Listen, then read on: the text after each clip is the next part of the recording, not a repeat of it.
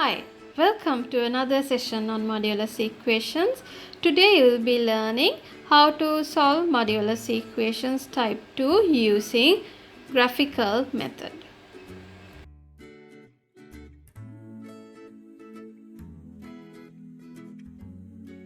Alright, this is our second session on the graphical method. Remember, in graphical method, our main target should be identifying any intersecting points. Just for a quick review, I'll remind you the behavior of the equations which fall under first category. This is the general format of type 1 modulus equations. On one side there is a modulus and on the other side there is a constant. To solve this equation, what we have to do, we have to separate this into two equations and sketch those two equations on the same xy plane. So all these things you have learned in the previous lessons. Hope you remember. So the modulus curve is a V-shaped graph and y equal k is a horizontal line. So the solution would be the intersecting points of these two graphs. The number of solutions for this modulus function depends on how these functions intersect each other. There could be three possible cases that would happen. So let's say if this horizontal line y equal k passes through 2 points, which means there are two intersecting points and there you get two solutions. And if the y equal k horizontal line passes through the vertex of the modulus graph, then there is only one intersection point, means you get only one solution for this type of equations. And there would be another case where this y equal k line passes below the modulus function. They do not cross or intersect each other. So for this type of situation, you won't be able to find any solution. So these are the three main cases that you would come across when solving modulus equations. So the same concept we can use in solving type 2 modulus equations as well. I'll explain you how.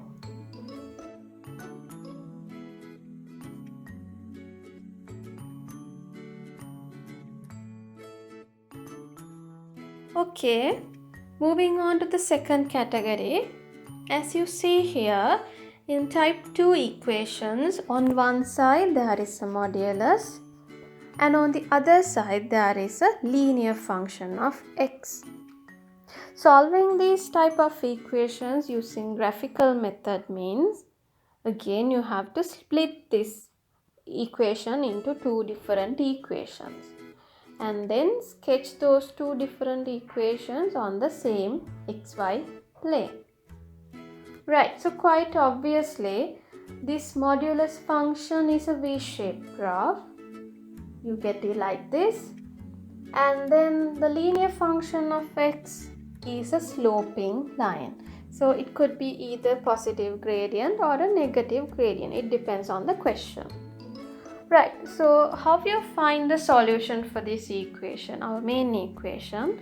The solution would be the intersecting points of two graphs. Number of solutions of this equation will depend on how they intersect with each other. So similar to the previous category, if the sloping line intersects this modulus function in two places, then we get two solutions. And if the sloping line passes the modulus function exactly at one point, then we get only one solution. And if the sloping line do not intersect with the modulus function, then we don't get any solution. So you can apply this concept in solving any type of modulus function which falls under this category. So we'll explain how to do it using a question.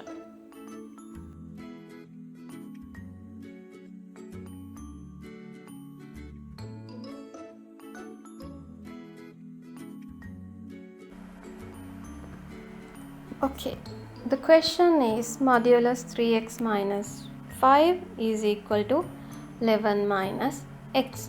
On one side there is a modulus and on the other side there is a linear function of x. Similar to what you learned in the first category, separate the main equation into two different equations. There you get y equal modulus 3x minus 5 and y equal 11 minus x. In the next step, sketch these two functions on the same xy coordinate plane. It is a good idea to start with the modulus function. Now you must be familiar with sketching these modulus functions. If not, don't worry, I'll remind you it again.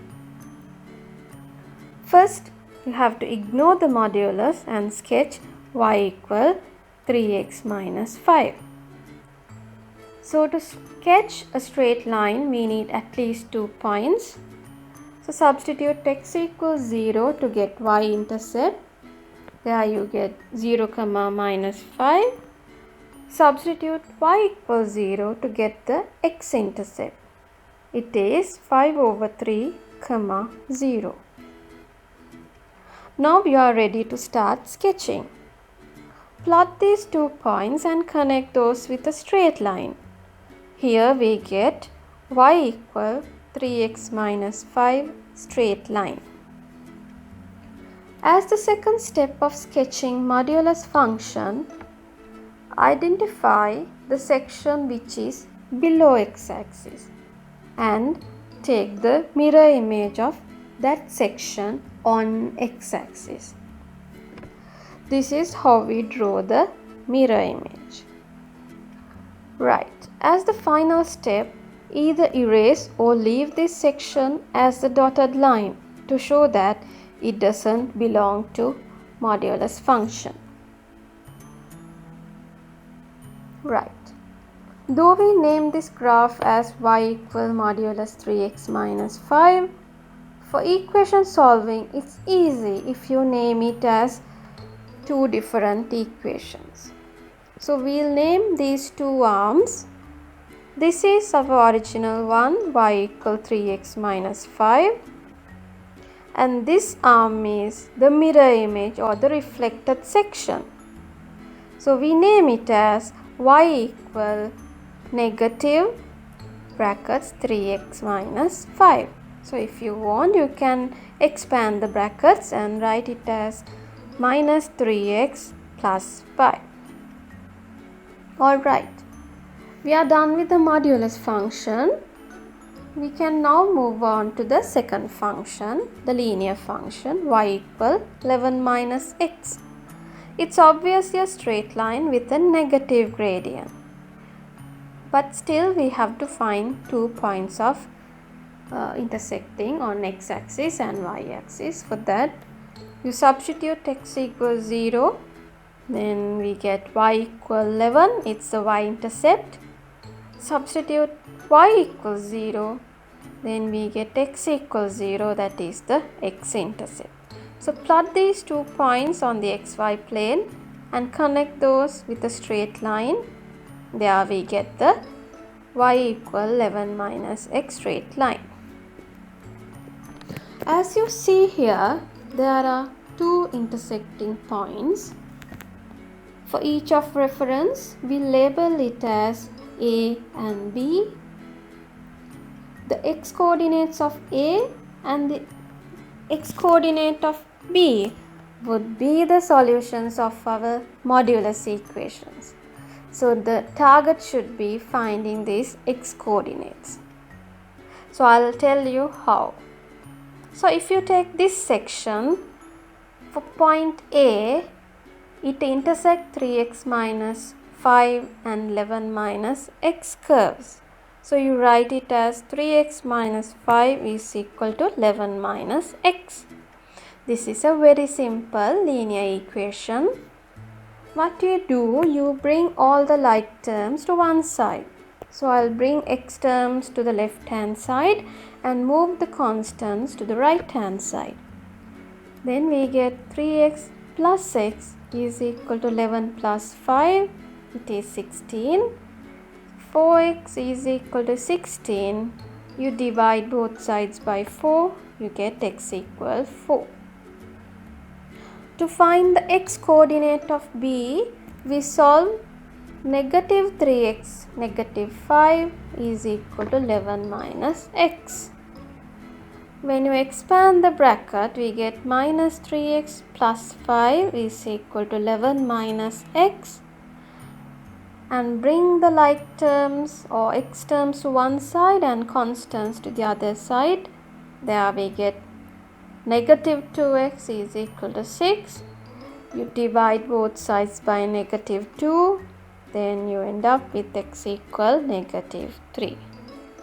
So when you locate the points of intersecting, you see one point is a positive point and the other point is a negative point. So the answers, when you match with the answers, those are correct. These are our two solutions for the equation.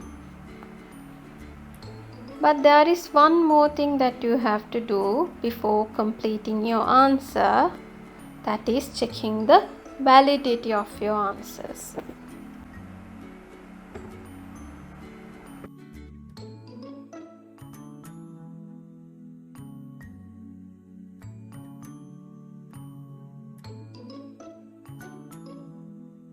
Okay, this is how we validate the answers.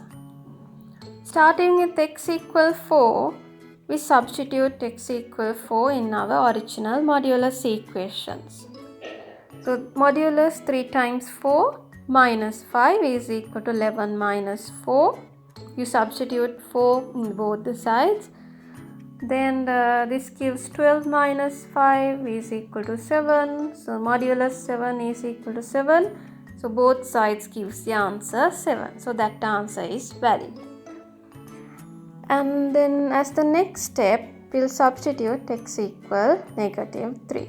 So as I discussed in the previous video, remember when you are substituting negative values, always make sure you write it inside the brackets. Here modulus 3 times negative 3 minus 5. So negative 9, negative 5 is equal to 11 plus 3. Negative 14 modulus is equal to 14. So here in this side we get positive 14 equal to positive 14. So both sides equal, which means it satisfies the equation. So this is how you validate your answers. Please make sure you do it as a practice when solving all the modulus equations, because there are occasions where these solutions are not valid. So always do it as a practice.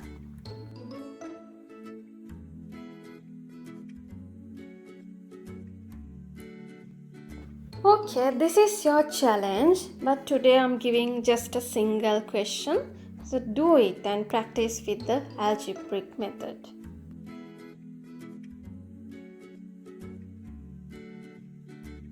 Alright, hope you enjoyed this lesson. We'll meet again with another lesson on solving modulus equations on the second category, but we'll do it using algebraic method. So stay with Maths Mama.